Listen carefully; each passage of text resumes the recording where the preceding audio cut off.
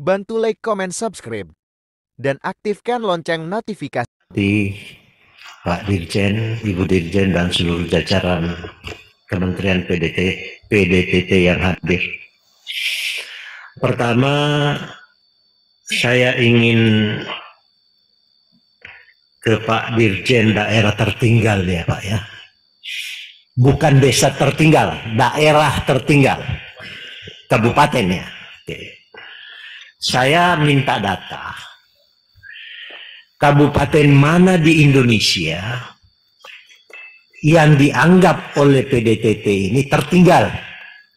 SK-nya menteri atau apakah sebagai bahan perpres?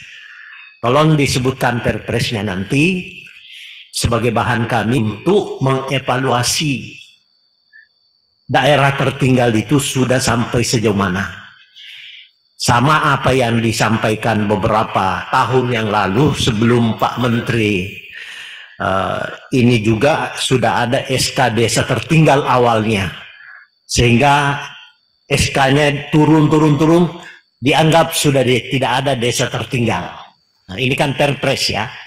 Oke, saya minta nomornya nanti disebut sehingga kita mencoba mengevaluasi nanti progresnya kapan bisa dianggap tidak tertinggal lagi dan apa kriterianya sehingga itu adalah tertinggal. Itu yang pertama. Yang ke Pak Dirjen secara umum saja ya, ini saya hanya khusus untuk Dirjen daerah tertinggal detail seperti itu tadi. Secara umum saya melihat bahwa memang pagu indikatif ini dari 2023 2,99 T turun di 2024 menjadi 2,76 T. Artinya memang terjadi penurunan. Nah, kami berharap nanti Pak, apa yang kita diskusikan tadi itu, kami di DPR juga bisa melakukan pergeseran loh. Kalau AA yang tertera di sana automatic adjustment, kami punya hak juga untuk menggeser. Tuh, ya. Apakah menggeser antara Dirjen itu kewenangan Pak Menteri atas dasar keputusan komisi.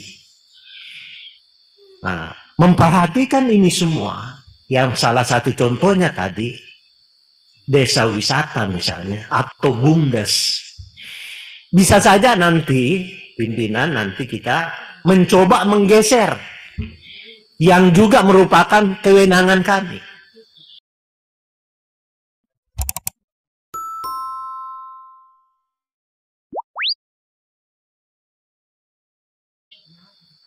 Karena jujur barangkali kita juga memerlukan pendanaan tersendiri untuk membangun daerah kita masing-masing.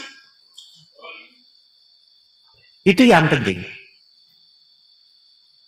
Kalau 2,76 anggarannya, barangkali nanti kesepakatan kita bahwa daerah yang menjadi tujuan aspirasi anggota DPR itu adalah memerlukan pendanaan, itu tentu kita harus bicara dengan Pak Menteri dalam suatu rapat untuk melakukan pergeseran antar eselon.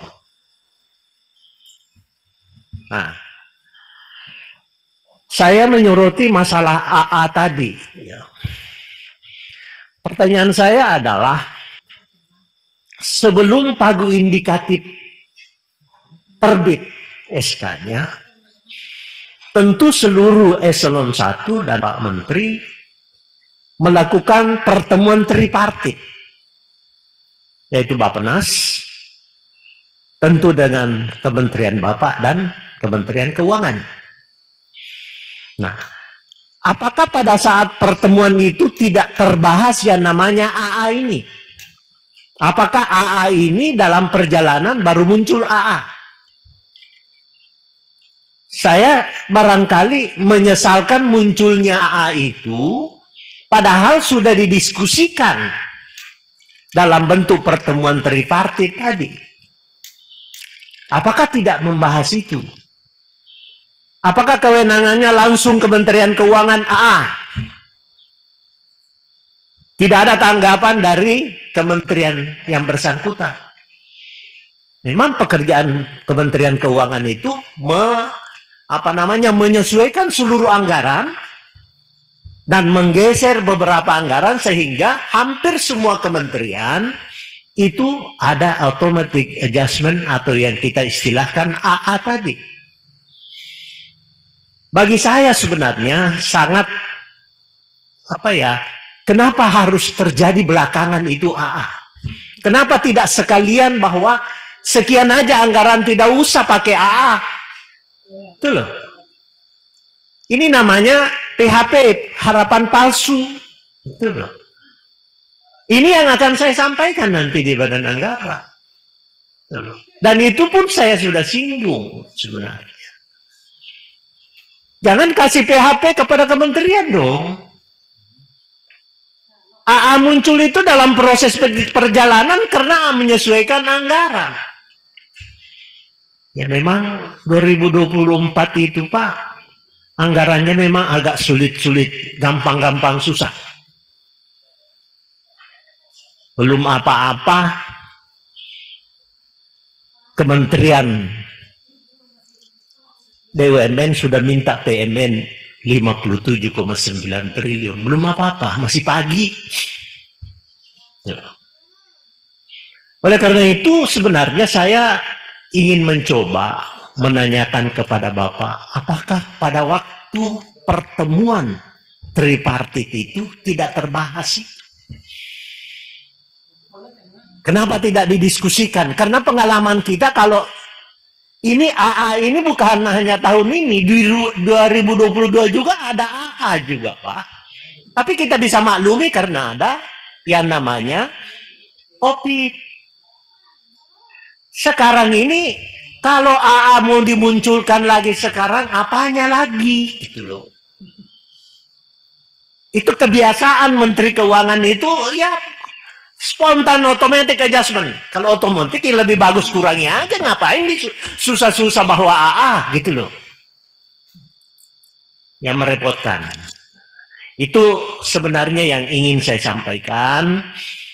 Mudah-mudahan ada pertemuan selanjutnya karena ini baru pagu indikatif. Ini pembahasan pendahuluan. Berarti tolong disampaikan Pak Menteri atau Pak Dirjen. Pada waktu pertemuan dengan Bappenas, dengan Kementerian Keuangan, Pak Sekjen, tolong disampaikan itu. Oh, Pak Dirjen. Ya, Pak Dirjen.